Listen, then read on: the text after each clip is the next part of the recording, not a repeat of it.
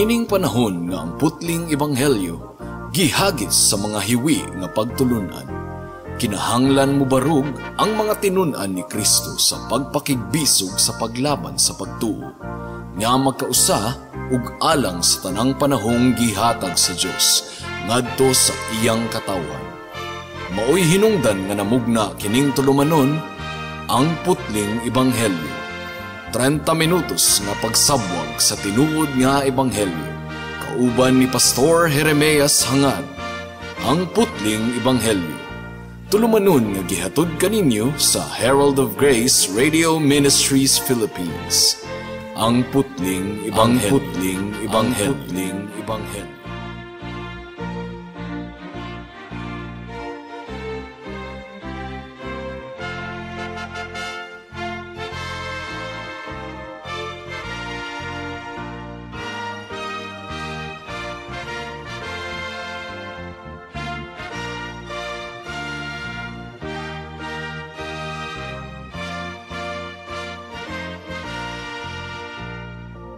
Special greetings sa tanang mga regular nga tigpaminaw nato sa atong panagsibya dinhi sa kahanginan ug espesyal usab nga pagpanimbaya sa akong 95 years old nga lolo nga si Isabelo Lauri Sr. nga naminaw karon. Alang sa pagpamalandong sa pulong sa Ginoo nining taknaa, please turn with me to Romans chapter 1 verse 24 hangtod sa 32. Ang giingon dinhi mga kaigsuonan. Mao nga tungod sa mga kaulag sa ilang mga kasing-kasing, gipasagdahan sila sa Dios diha sa kahugaw, aron panamas-tamasan ang ilang mga lawas diha sa ilang mga kaugalingon. Tungod kay ilang gipulihan og bakak ang kamatuoran sa Dios, ug misimba sila og nangalagad sa binuhat imbis nga sa nagbuhat, nga siya lamang ang dalaygon hangtod sa kahangturan. Amen. Tungod niini gipasagdahan sila sa Dios sa mga laway nga kaulag.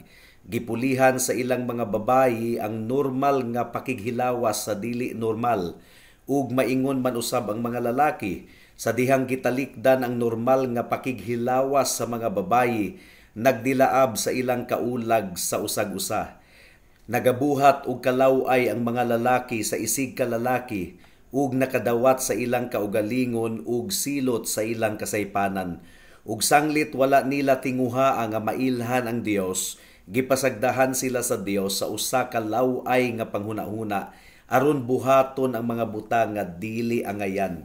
Napuno sila sa tanang matang sa pagkadautan, pagkaliko, kahakog, kalaway, ug puno sa kasina, pagpatay, panag-away, panlimbong, pagkamangililad, pagkahilig sa chismis, mga mandautay og dungog, mga nagdumot sa Dios, mga walay kaayo, garbuso, mga mapahitason, mga nagabuhat og dautang mga butang, mga manggisinupakon sa mga ginikanan, mga buang-buang, dili matinud-anon sa ilang mga saad, dili mahigugmaon, mga walay kaluoy.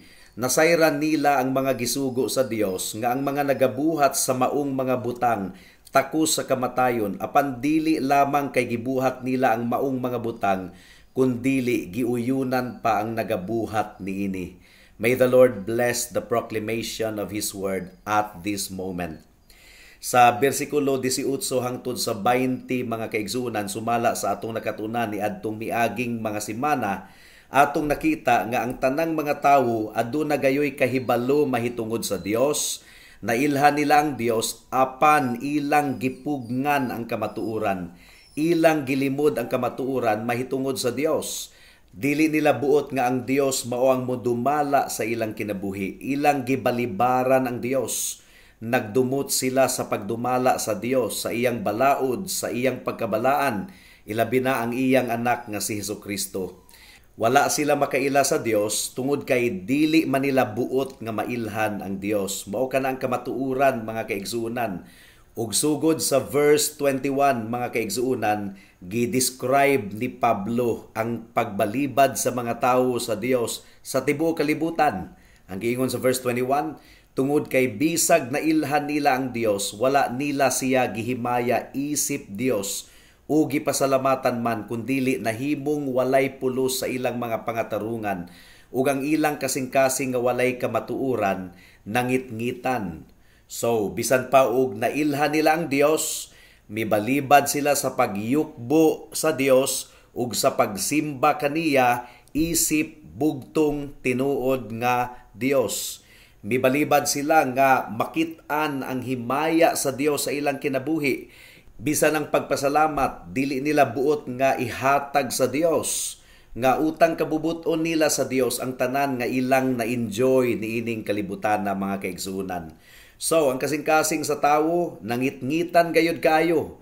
Buta siya sa mga espirituhanon nga butang. Mao kadto ang atong leksyon ni adtong miaging semana. Wala gayud siya'y katakus nga masabtan ang Dios on a spiritual level. Ang giingon dinhi, kun dili nahimong walay pulos sa ilang hunahuna ug ang ilang buang-buang nga kasing-kasing nangitngitan. Gumikan kay ila mang gi-reject ang Ginoo. So, ang tawo nahimong buang-buang sa iyang paminsar. Sa verse 21, ang giingon sa English, but became vain in their imaginations. Ug sa verse 22, ang giingon dinhi, sa pag-angkon nga mga manggialamon, nahimo silang mga buang-buang. Kining word nga imagination sa verse 21, mga kaigsuunan, ang ipasabot niini ang ilang paminsar, ang ilang pangutok, nahimong walay pulos, nahimong walay hinungdan, ug usa sa mga resulta sa pagkahulog sa tawo sa kasalanan is that ang atong paminsar nahimong walay pulos, walay hinungdan, na putos sa tanang matang sa pagkadautan. Mao nga giingon ni Pablo sa verse 22, sa pag-angkon nga mga manggialamon nahimo silang mga buang-buang. Well, sa atong teksto karon mga kaigsuunan, gilista ni Pablo ang lain na usab nga mga consequence sa pagbalibad sa mga tawo sa Dios. Unsa man kini nga consequence, kining gitawag og judicial abandonment.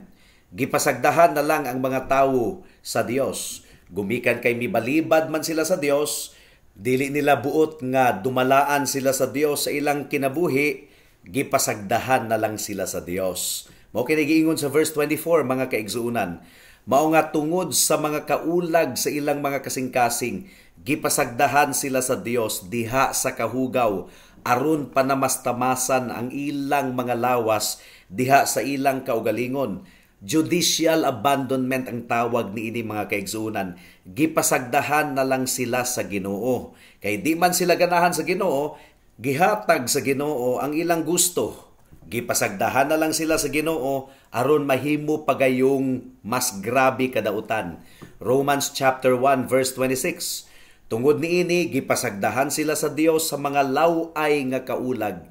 Gipulihan sa ilang mga babayi ang normal nga pakighilawas sa dili normal. Ug kung mulaktod kita sa verse 28, ug sanglit wala nila tinguhaa nga mailhan ang Dios, gipasagdahan sila sa Dios sa usa ka law-ay nga panghuna-huna aron buhaton ang mga butang nga dili angayan. So, judicial abandonment. Gipasagdahan na lang sila sa Ginoo nga mosamot pagayod pagkadautan, mga kaigsuunan. Well, dili pa kini absolute abandonment, gumikan kay aduna pagihapoy kaluoy ang Ginoo nga gitanyag sa tanang mga tawo nga naghinulsol ug mutuo kaniya. Pero alang sa mga katawhan nga gapagahi gayod sa ilang kasing-kasing, mas musamot pagayod sila nga mugahi gumikan kay gipasagdahan na lang sila sa Ginoo. Ekspresyon kini, mga kaigsuunan, sa tunglo sa Ginoo. Mao nga dili nato basahon ang verse 24, nga dili nato i-connect sa verse 18. Ang giingon sa verse 18, mga kaigsuunan, tungod kay ang tunglo sa Dios gipadayag gikan sa langit batok sa tanang pagkaliko ug pagkadautan sa mga tawo, nga pinaagi sa ilang pagkadautan gipugngan ang kamatuoran. Unya verse 24, mao nga tungod sa mga kaulag sa ilang mga kasing-kasing, gipasagdahan sila sa Dios diha sa kahugaw aron panamastamasan ang ilang mga lawas sa ilang mga kaugalingon. So, ekspresyon kini, mga kaigsuunan, sa paghukom sa Ginoo. In other words, magkagrabi ug magkagrabi ang ilang pagkadautan Dili gumikan kay gihatagan lang sila sa Ginoo og permission nga bubuhat og dautan, kundili judicial abandonment. Gipasagdahan na lang sila sa Dios isip paghukom sa Ginoo. Matud pa ni Martin Luther, mga kaigsuunan, kung hukman sa Dios ang mga makasasala, sumala sa iyang hugot nga hustisya, iyang ginatugutan ang daotang makasasala nga supakon sa hilabihan pagayod ang iyang mga sugo aron mas bugat pa niya siyang masilutan. Ang buot ipasabot ni ini, mga kaigsuunan, ang sala nagatubo ug nagatubo na kanunay. Gitandi sa pulong sa Ginoo ang sala sa yeast o kining pampatubo sa pan, mga kaigsuunan. Kung magpadayon ang mga tao sa pag-reject nila sa Ginoo, pasagdahan na lang sila sa Ginoo aron mosamot pagayod sa pagkadautan. Ug kasagara, mga kaigsuunan, anam-anam kini nga proseso. Magkadaghan ug magkadaghan gayud ang sala nga mabuhat sa usa ka tawo kung gipasagdahan na lang siya sa Ginoo. Mao nga dili nato kaminusan ang grasya sa Ginoo nga nagpugong pagiyod gihapon sa mga tawo sa tumang pagpakasala. Gumikan kay kung ang tawo pasagdahan gyud sa Ginoo totally, na mga matay itang tanan, magpinatianay itang tanan gumikan sa atong pagkadautan. Ug nasaksihan nato sa makadaghan na gayud kung unsang mahitabo kung ang restraining grace sa Ginoo, kining restraining grace, kining pagpugong sa Ginoo, iyang buhian, grabe gayud ang mahitabo. During the time of Hitler, pila ka libo ka mga Hudiyo ang nangamatay. During the time of Mamasapano, Maguindanao Massacre, grabe, daghan kaayo. Sa ubang mga nasod, pinatianay gayud, hutdon ang mga kaliwatan. Grabe, mga kaigsuunan. Mao nga atong dayigon ang Ginoo gumikan kay nagpanglihok pagayod ang iyang restraining grace, kining grasya nga nagpugong aron ang mga tawo dili gayod makabuhat og tumang pagkadautan. Kay kung wala ang restraining grace sa Ginoo, mga kaigsuunan, napuo na kitang tanan karon. Matod pa ni Matthew Henry, pagkadautan na lamang gayud sa tawo kun pasagdahan siya sa iyang kaugalingon. Unsa na lang gayud kadako ang utang kabubuto nato sa grasya sa Dios nga nagpugong kanato sa pagbuhat paunta og mas mangtas nga sala alang sa pagpreserba sa dungog ug pagkadisente sa tawhanong kinaiyahan. So, sa nahabilin nga takna sa atong pagpamalandong karon, atong tan-awon ang uban pang mga consequences kung pasagdahan sa Ginoo ang mga katawhan diha sa ilang pagkadautan. Ug naghatag si Pablo og pipila ka mga examples dinhi. Una, ang tawo nga gihukman na sa Ginoo, judicial abandonment, gipasagdahan na lang sa Ginoo, ang ilang kaulag dili na mapugngan, mga kaigsuunan.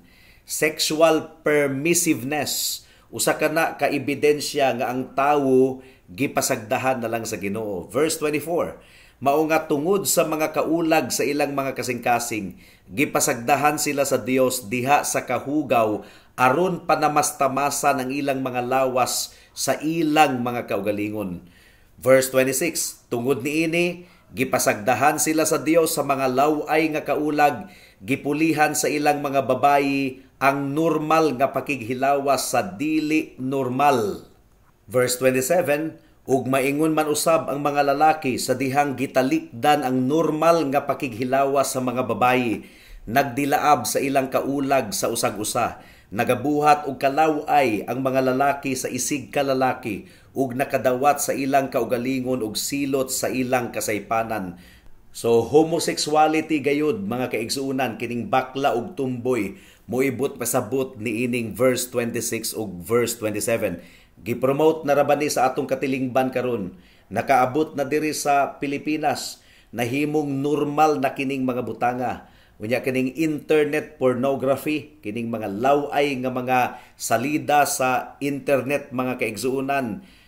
Sumala pa sa Public Health Report ni adtong 2007, 75% kuno sa mga kabatanuunan dunay kasinatian sa pakighilawas, wala pay 20 anyos, mga kaigsuunan. Ni adtong 2006, grabe, $97 billion sa Amerika ang estimated nga income sa internet pornography. Grabe kayo, bisan pa dinhi sa Pilipinas mga kaigsuunan, sexual perversion, kining kaulag nga walay pugong-pugong, usa kini ka ebidensya nga gipasagdahan na lang sa Ginoo ang mga tawo gumikan sa kagahi sa ilang kasing-kasing. Unya kay kining pornography mga kaigsuunan kay motubo man ni nga matang sa sala. Dili lang kay tanaw-tanaw lang og laway nga mga talan-awon, mga nakini og rape or actual gyud nga pakighilawas or premarital sex mga kaigsuunan, magkagrabe, mura kinig hagdan ba nga mag-anam-anam og uswag. Ug ang tawo nga gipasagdahan na lang sa Ginoo, mahimo gayud siyang ulipon sa iyang kaulag. Mao nga dili na niya makontrolar ang iyang kaugalingon. Ang iyang lakang mga kaigsuunan magkagrabe ug magkagrabe. Mo kini giingon sa 2 Peter chapter 2 verse 14. Aduna sila'y mga mata nga puno sa pagpanapaw ug dili makahunong sa pagpakasala. Grabe. Ikaduha nga consequence mga kaigsuunan, kining gipasagdahan na lang sa Ginoo ang ilang hunahuna nga magkahugaw ug magkahugaw gayud kaayo. Mapuno gayud ang ilang hunahuna ug pagkadautan. Mapuno og kahugaw. Mao nga ang mga tinuod nga Kristohanon mga kaigsuunan, maampingon gayud kung unsa ang ilang gisulod sa ilang hunahuna. Mo kini sugo sa pulong sa Ginoo kanato, Philippians chapter 4 verse 8. Sa katapusan mga igsuon, unsa mang mga butang nga tinuod, unsa mang mga butang nga talahuron, unsa mang mga butang nga tulid, unsa mang mga butang nga hinlo, unsa mang mga butang nga angayan higugmaon, unsa mang mga butang nga takus daygon, kung aduna may kaanindot o kung aduna may angayan nga daygon, hunahunaan ninyo kining mga butanga. So careful gayud kita kung unsa ang atong isulod sa atong hunahuna. Ang isulod nato sa atong hunahuna ang mga butang lamang nga putli. Mo kini giingon sa Philippians chapter 4 verse 8. Kay kun dili mataro nga mga butang ang atong isulod sa atong hunahuna, ang makasulod niini kalaway, kahugaw, ug mao kini ang paghukom sa Ginoo sa usa ka tawo nga nagpagahi sa iyang kasing-kasing. Ang kinabubuton gayud nga kagahi sa mga tawo batok sa Dios, mahimo kining kagahi resulta sa paghukom sa Ginoo sa iyang kinabuhi. For example, si Paraon katong hari sa Ehipto mga kaigsuunan, nagpagahi siya sa iyang kasing-kasing. So ang gibuhat sa Ginoo, gipagahi pahinuon og sambot sa Ginoo ang iyang kasing-kasing. Mao kini nahitabo sa Romans chapter 1 verse 28 mga kaigsuunan atong paminawon. Ug sanglit wala nila tinguhaa nga mailhan ang Dios, gipasagdahan sila sa Dios sa usa ka laway nga panghunahuna aron buhaton ang mga butang nga dili angayan, judicial abandonment. So instead nga ilang paminsar madawat atubangan sa Ginoo, nahimong dautan gayud kaayo ang dagan sa ilang hunahuna. Isip paghukom sa Ginoo batok kanila. Mao kini ang kondisyon sa kalibutan sa wala pa nahitabo ang lunop ni adtong panahon ni Noe. For example, Genesis chapter 6 verse 5, ang giingon dinhi, nakita sa Ginoo nga hilabihan na gayud kadautan ang tawo sa yuta ug matag paminsar sa mga panghunahuna sa iyang kasing-kasing, kanunay na lang dautan. O kung atong padayunon sa pagbasa sa verse 30 sa atong teksto, ang giingon dinhi mga kaigsuunan, mga mandautay og dungog, mga nagdumot sa Dios, mga walay kaayo, garbuso, mga mapahitason, mga nagabuhat og dautang mga butang, mga manggisinupakon sa mga ginikanan. So, mo kini nahitabo sa hunahuna sa tawo nga gipagahi sa Ginoo. Ang iyang hunahuna musamot kapuno og dautan nga mga panghunahuna, hugaw nga panghunahuna mga kaigsuunan. Ang iyang desisyon dili nakabase sa insaktong paminsar, kundi ang iyang desisyon nakabase sa iyang dautan nga hunahuna. 2 Thessalonians chapter 2 verse 10 to 12, ang giingon dinhi mga kaigsuunan, nga adunay tanang malimbungon nga pagkadautan alang sa mga nangaalaot, tungod kay mibalibad sila nga higugmaon ang kamatuoran aron sila maluwas, ug tungod niini gipadalhan sila sa Dios og dakong pagkailad aron mutuo sila sa bakak, aron mahukman silang tanan nga wala nagtuo sa kamatuoran kundili nalipay sa pagkaliko. So, judicial abandonment kini mga kaigsunan, mao nga hadlok gayud kayo. Kung imong gipagahi ang imong kasing-kasing karon higala ug kanunay lang kang balibad sa Ginoo, moabot ang takna nga pagahion pagayod og samot sa Ginoo ang imong kasing-kasing isip paghukom niya. Hadlok kaayong pamalandungon mga kaigsunan. Ang imong konsensya mahimong kublan na, mahimong kubalan ang imong kasing-kasing. Gahi kaayo. Ephesians chapter 4 verse 18 to 19. Nangit-ngit ang ilang mga panabot, sanglit na bulag sa kinabuhi sa Dios, tungod sa ilang pagkawalay alamag, tungod sa pagkagahi sa ilang mga kasing-kasing, nahimo silang kubalan o gitugyan nila ang ilang kaugalingon sa kalaway, hangol sa pagbuhat sa tanang matang sa kahugaw. Ug mo kini explanation kung nganong ang atong katilingban karon dili na masyak kung makadungog kitag balita sa mga tawo nga nagbuhat og dautan kay naanad naman ang atong katilingban karon. Gihukman sa Ginoo ang atong kamulong nga katilingban mga kaigsunan. Nagkagahi ug nagkagahi gayod ang kasing-kasing sa mga tawo. Ikatulo nga punto, kung gipahamtang sa Ginoo ang judicial abandonment isip paghukom sa mga tawo, mahimo silang expert kaayo sa pagbuhat og dautan mga kaigsunan. Ang Biblia naga-explain kanato nga ang pagbuhat og dautan mao kining pagsupak sa balaod sa Ginoo, sa 10 commandment of God. Sama sa dili mamakak, sama sa dili magpatay, dili musupak sa mga ginikanan, dili musimba og mga Dios-Dios. Apan ang tawo nga gipahamtangan sa Ginoo og judicial abandonment, mahitabo gayud niya ang giingon sa verse 28. Ug sanglit wala nila tinguha ang mailhan ang Dios, gipasagdahan sila sa Dios sa usa ka law-ay nga panghunahuna. Gumikan kay dili nila buot nga ang Ginoo mo'y sulod sa ilang hunahuna, ang ilang hunahuna mo ngit-ngit pagayod og samot, mahimong hugaw pagayod og samot.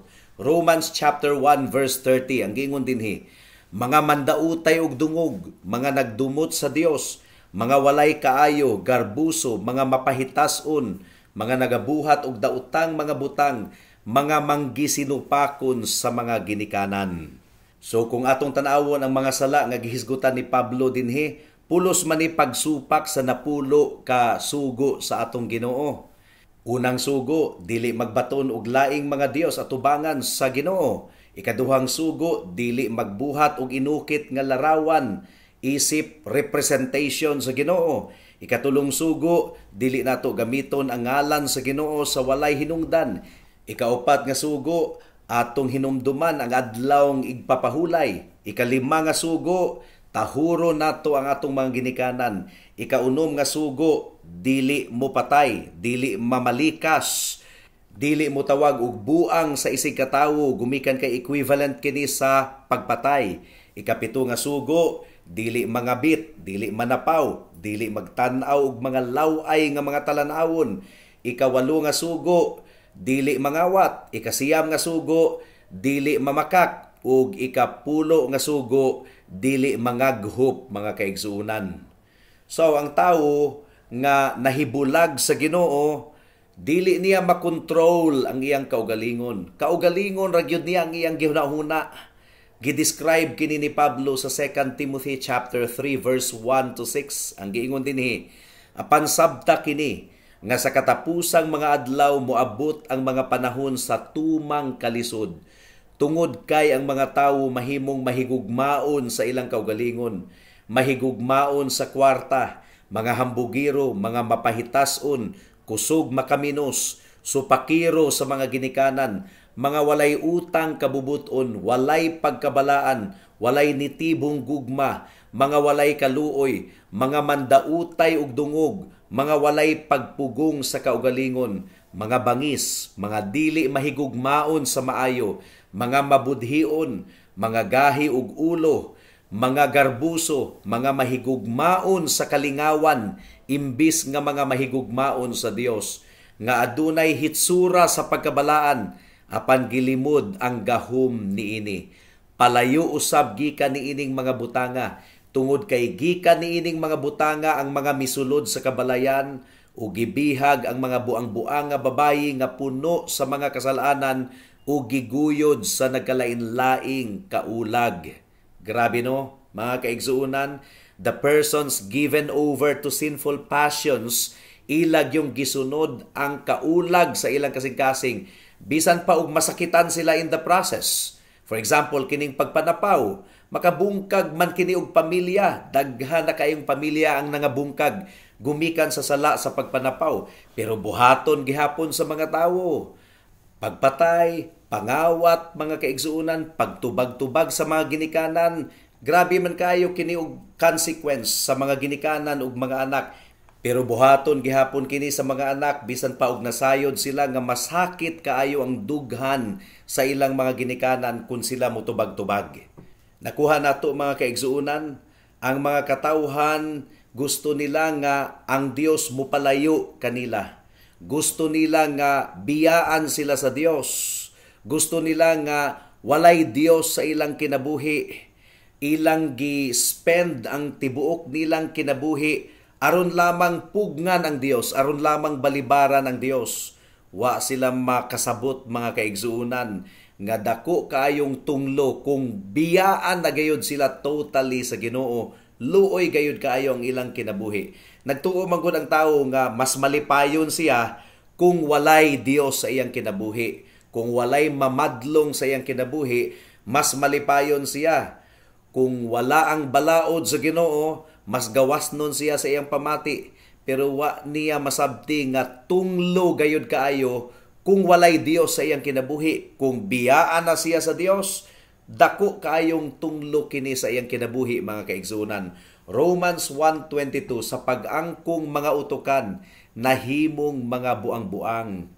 Silot kini sa Ginoo kung pasagdahan na lang kita niya sa iyang kaugalingon, nga mubuhat og hilabihan gayud kaayong dautan magkapatong-patong mga kaigsuunan, usa kini kamatang sa tunglo sa Dios. Mao nga hadlok gayud kaayo. Mubiya kita ni ining kalibutan nga giabandonar kita sa Dios forever. Hadlok kayo. Wala na kita ipaglaom. Ang kaluwasan mga kaigsuunan nga gitanyag sa Ginoo karon, mao kining pag-rescue sa Ginoo sa mga makasasala, pagtubos kanila gikan sa pagkaulipon sa sala ug gikan sa silot sa sala.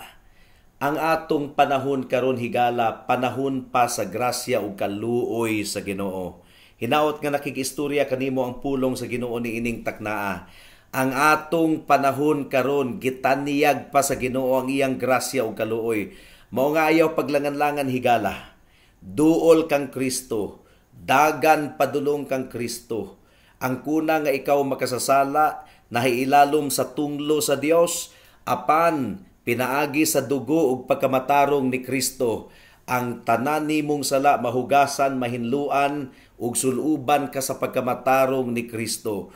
Kung ikaw maghinulsol sa imong sala ug mudangup lamang kang Kristo ug musalig lamang kaniya, ingon nga imong Dios ug bugtong manluluwas. Buhata kini karon dayon higala, kay basin ug ugma ulahin ang tanan. Magampo ta. O labing gamhanan nga Dios, salamat kaayo gumikan kay imong gipasabot kanamo nga ang imong grasya ug kaluoy available pa sa among panahon karon. Among gipangayo nga ang among mga higala nga wala pa kang Kristo, dili nila baliwalaon kini nga mensahe. Magdali-dali sila og hinulsol sa ilang sala ug mudangup kang Kristo alang sa ilang kaluwasan. Among gipangayo o Dios nga dili nila pagahion ang ilang kasing-kasing. Among gipangayo nga imong pahumukon ang ilang kasing-kasing. Kabuta sila o Dios ug ipakita kanila ang pagkadelikado sa ilang kahimtang. O maluoy ka sa mga wala pa kang Kristo o Dios ni ining taknaa. Hinaot nga mao kini ang adlaw sa ilang kaluwasan. Adlaw nga sila mabalhin gikan sa gingharian sa kangitngit padulong sa gingharian sa kahayag, for Christ's sake. Amen. Alang sa dugang nga mga pangutana, mahimong mo text kang Pastor Jeremias hangad sa 0935 744 3030.